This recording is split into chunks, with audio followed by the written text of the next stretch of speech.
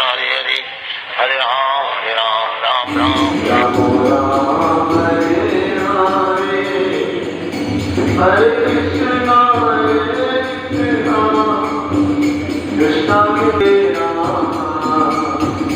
राम राम हरे हरे हरे कृष्ण हरे राम राम राम हरे हरे। अरे जाहि विधि राखे राम ताहि विधि रहिए, ओ सीताराम ओ जाहि विधि राखे राम ताहि विधि रहिए। तो भी कोई परेशानी की बात हो, कहते किसान की दो पुत्रियां थी, दोनों खाने बर्तन क्या हो जाएंगे। दूसरी बेटी से पूछा बेटा तू क्या चाहती हो? बोले पिताजी मैं चाहती हूँ खूब बारिश हो जिससे मेरे खेत खलियान में क्या हो जाए, हरियाली छाए। तो एक ही किसान की दो बेटी, एक चाहती है बारिश और एक चाहती है बारिश। ऐसी भगवान के करोड़ों अरबों योनियां भगवान ने इस संसार में वितरित की हुई। जाहि विधि राखे राम ताहि विधि रही, हमें अपना विधान नहीं चलाना। बोलो हरे कृष्ण। हमें अपना विधान नहीं चलाना, हमने अपना विधान चला के तो अपना बहुत नाश कर दिया। हमने शास्त्रों को पलट दिया भैया।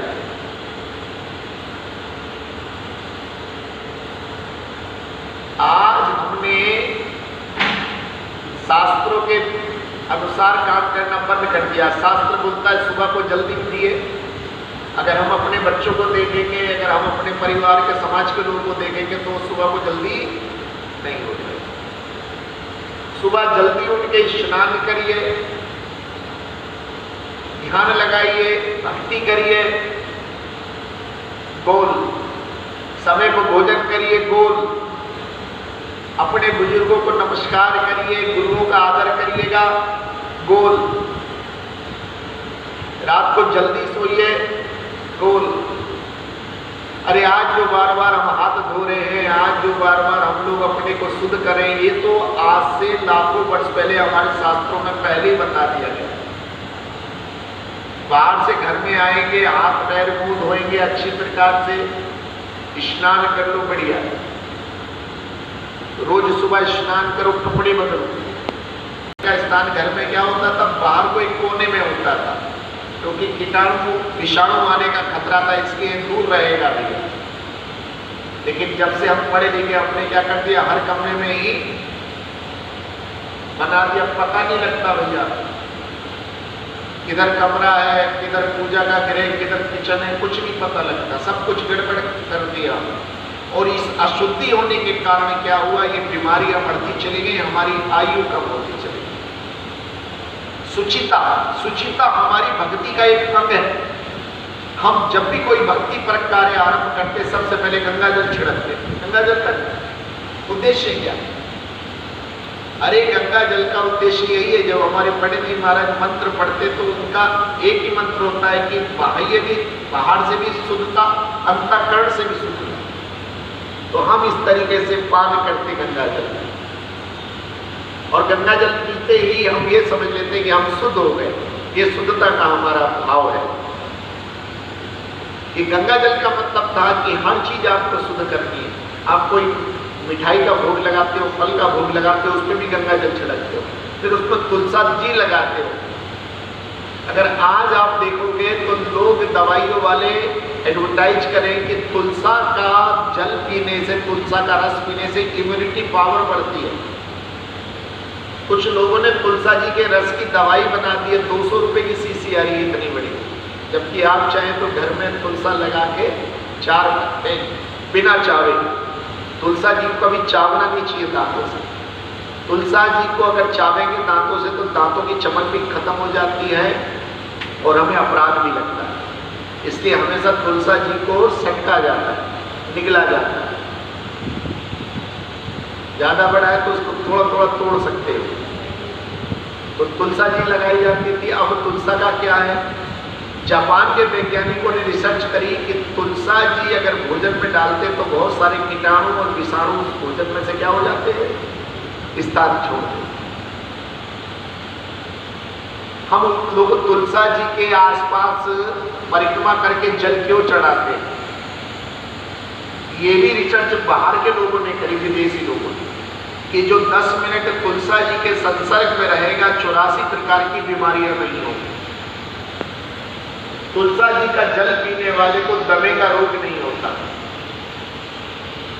तुलसा जी का जल रोज ग्रहण करने वाले को श्वास से संबंधित 14 बीमारियां नहीं होती, यहां तक कि कैंसर तक नहीं होता।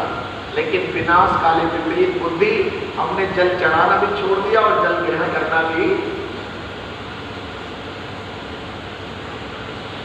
बहुत सुंदर बात बोली है तुलसीदास महाराज ने।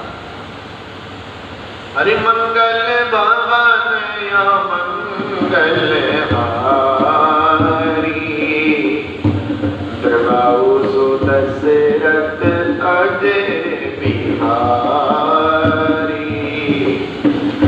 जानिए तब ही जीव जग जागा, जब सब विषे विलास विरागा।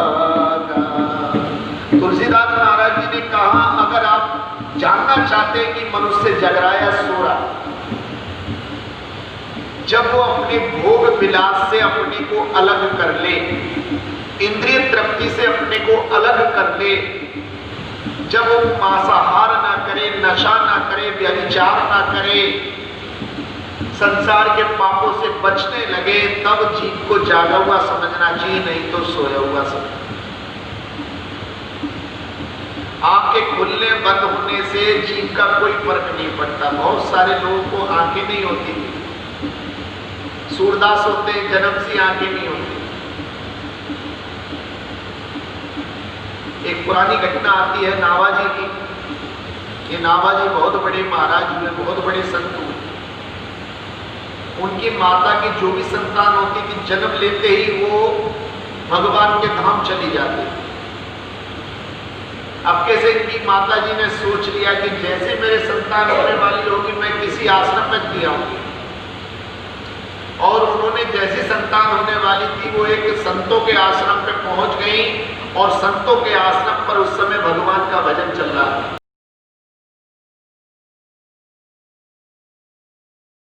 पाताल लोक में राजा बलि के अतिथि बन के जाए। ऐसा भगवान क्यों करते? क्योंकि बलि महाराज ने असुर कुल में जन्म लेने के बाद भी भगवान की प्रेमा भक्ति करी।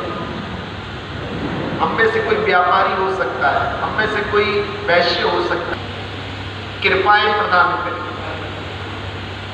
उन्हीं एक कृपा है भगवान की कि भगवान उनके अतिथि बनने को सुता ही तैयार हो गए। समुद्र मंथन में जब देवताओं की शक्ति बढ़ी, बलि महाराज विश्व यज्ञ कर रहे थे। उस यज्ञ को अपूर्ण करने के लिए भगवान को 52 ब्रह्मचारी का रूप धारण करना पड़ा, और भगवान ने बलि महाराज को छल लिया। और जब भगवान ने बलि महाराज को छल लिया तो 2 पद में सारा साम्राज्य नाम दिया। तीसरा पद कहाँ रखें?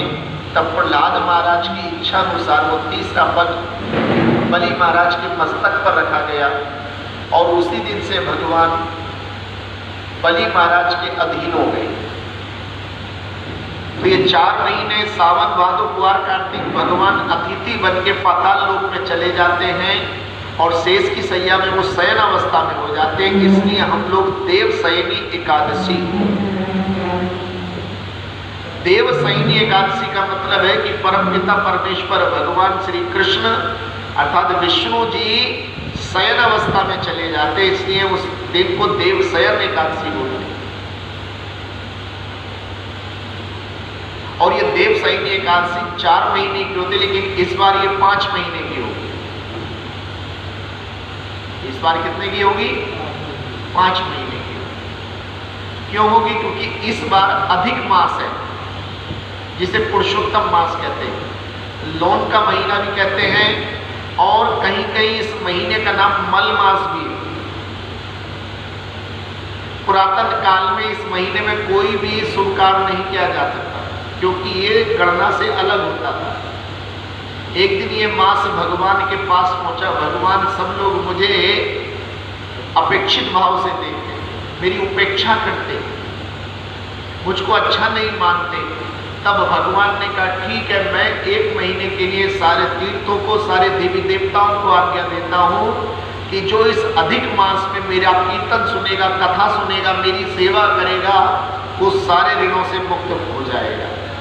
और जैसे ही भगवान ने इस मल मास के ऊपर कृपा करी, उसी दिन से इस मास का नाम पुरुषोत्तम मास पड़ गया।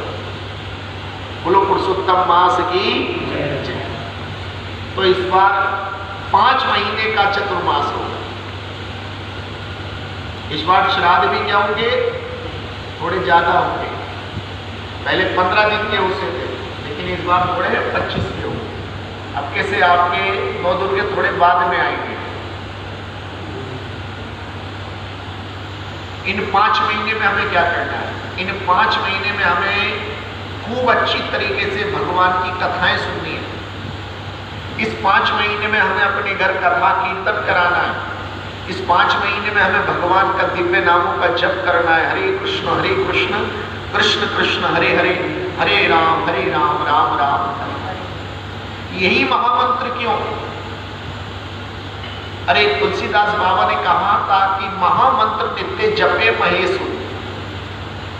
स्वयं महादेव भी कौन सा मंत्र जपते हैं? महामंत्र। मंत्र तो बहुत सारे होते हैं, लेकिन महामंत्र कौन सा है जिसमें 16 विशेष शब्द है? ब्रह्मा जी ने उस रहस्य को उजागर किया। इति षोडशकम नाम नाम कली कल्मष नाशनम। ये जो 16 अक्षरों वाला महामंत्र है, इसको जपने से आप कली के कल्मष से बच सकते हो। और वो 16 अक्षरों का मंत्र कौन सा है? हरे कृष्ण हरे कृष्ण कृष्ण कृष्ण हरे हरे, हरे राम राम राम हरे हरे।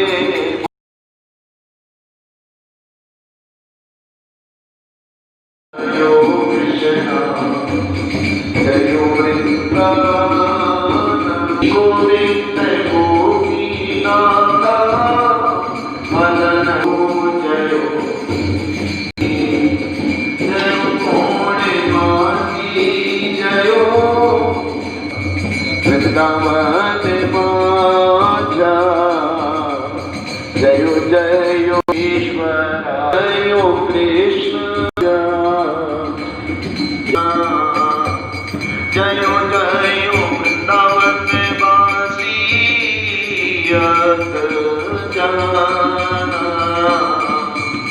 जयो तेज पत्नी जयो नाम कन्या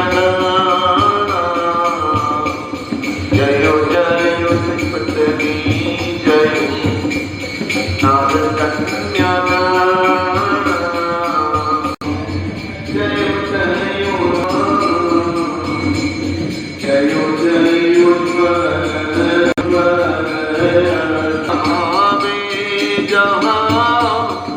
जैसे मेरे चारा मीठा पाद पादा हरियाशमारा बिन कृष्ण दास करे नाम संकीर्तन हरे राम